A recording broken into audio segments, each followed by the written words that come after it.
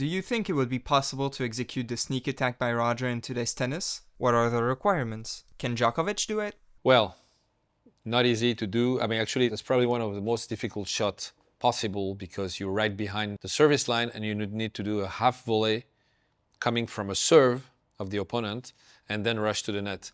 The most difficult part is, you're very close to the service line, extremely close, and the ball can go anywhere on you, but also far away. Of course, you're cutting the angles, and then you have to be extremely fast reacting. Imagine a serve on which you are right behind the service line and you have to do a half volley. Of course, you don't do it on a first serve, you do it on a second serve. I mean, not so many players could do that. Probably Novak, he's the best returner on tour, so he could. Probably Alcaraz too. Out of those two, difficult to imagine someone doing it, but the quality of the second serve now on tour, if you see how Alcaraz is serving second serves throughout this tournament, how fast, sometimes it's very close to a first serve. It looks incredible, almost impossible to do a sneak attack. Why do female tennis players bend down when hitting the ball? I think every player, male or female, has to bend. It's very important because you need to be fully balanced when you hit the shots. This happens mostly when on a second serve they're attacked by the opponent on a ball that comes very fast, deep in the middle. You see this more in female tennis than male tennis simply because female players play much flatter, which means that the ball lands much lower. When you play flat on grass, the ball stays extremely low. The rule when you play tennis is to be as low as you need depending on the ball. You need to bend your knees all the time, but when the ball is extremely low, you have to be even lower so you can have the head of the racket go under the ball.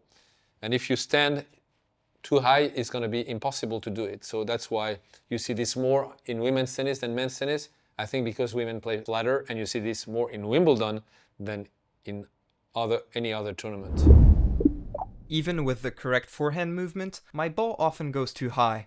Why? Well, first of all, sorry to say that, but how can you be sure that you have the correct motion? Who said that? Maybe you can send me a video, I'll tell you if it's a correct motion or not. I don't know exactly also what you mean by too high. You mean with too much topspin and a high ball, or flat high? If it's flat, it's just the orientation of your racket head. And if it's with spin, I would say it's quite easy to decide how high over the net you want to play when you hit with topspin.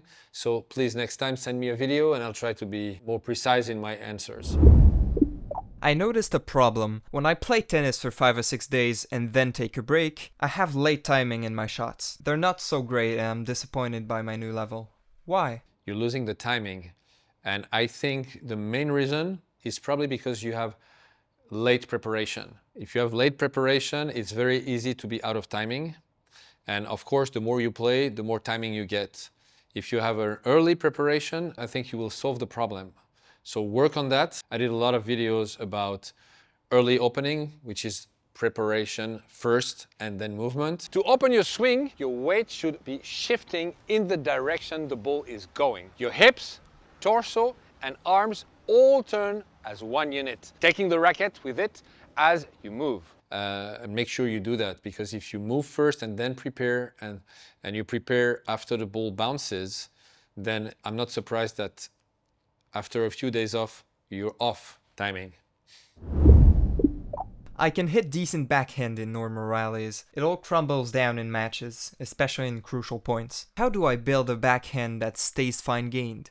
There are two things. First of all, when the ball comes slow, you have more time to think. And if your backhand is your weakness, you have time to think about potentially missing it. When the ball is fast, you don't have time, you just react. Second, some backhands are more adapted to counterpunch rather than generate pace. In this special situation, the key that will solve actually both of your problems is to move up to the ball. When you move up to the ball, first of all, your body weight goes through more. Second of all, you hit the ball at the moment when the ball has more pace, because the more you wait, the more the ball loses pace. If the ball is slow, take it early is going to be helpful. And three, you won't have time to think about your backhand because you're going to move up and take the ball early. If you wait, this is where you start to think. Try this and tell me if it works. I always lose to kids that are slightly better. How should I keep a good mindset to stay consistent in USTA matches to increase my UTR? So first of all, you're judging. You're judging your opponent being slightly better than you. It's already the wrong mindset. You don't come to a match saying, this kid is a little bit better. And that's the problem with the all rankings. It gives you the feeling, considering the ranking of the other one, that is potentially better than you, which is not true. A match is a match. Maybe he's more consistent than you in winning at a certain level. Doesn't mean that you don't have the level to beat this guy. So this judgment affects the way you play, for sure. So please, I have a full masterclass on my YouTube channel about mental during the matches, how to prepare for the matches, how to be performing during the matches. Watch this, and I'll tell you all about your next victory, mental during a match. You should go watch it and use it, and then you tell me if it works. What are your comments on my idol Coco Gauff? I'm worried by her US Open performance. Yeah, Coco didn't play well there in this US Open, and actually the US swing. She did a coach change right before the Open, which is always tricky because she needs to readapt to somebody new. You shouldn't worry for her level. I mean, throughout the season, many times she showed her level was extremely high. We all remember this final of Roland Garros. Can she improve? Yes, she can still improve a lot, which is a great sign. She's already double Grand Slam winner, and she can improve, which is, I mean, for the future, for her future, is amazing. Some players are number 10 in the world, which is amazing, but they cannot progress. She's number 2, she has 2 Grand Slams, and she can progress a lot. But you shouldn't worry. I think she was at a period of time where there was more doubt, and when you are more doubt, your weaknesses become weaker. That's always what breaks. And we saw during this US Open that her weaknesses became bigger during the tournament, but that was because lack of confidence and higher pressure because she wanted to do so well at the US Open. It's not a structural problem, so you shouldn't worry. It was really a conjunctural problem because lack of confidence, higher pressure in a certain moment. Now she has weaknesses, like most of the players, and she still needs to work on them and improve them, and I'm sure she will. She made a coach change. We'll see how it works with this new coach, but she definitely wants and will improve on those points. And her level this year was amazing most of the year, so you shouldn't worry. I'm the father of a 10-year-old tennis player.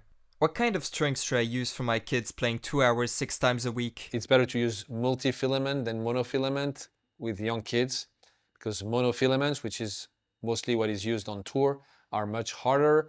So it's harder on your joints, especially on your elbow, on your shoulder. You know, you have time to play with monofilaments. You should let your child's body develop until he is more adult before going with harder strings like monofilaments.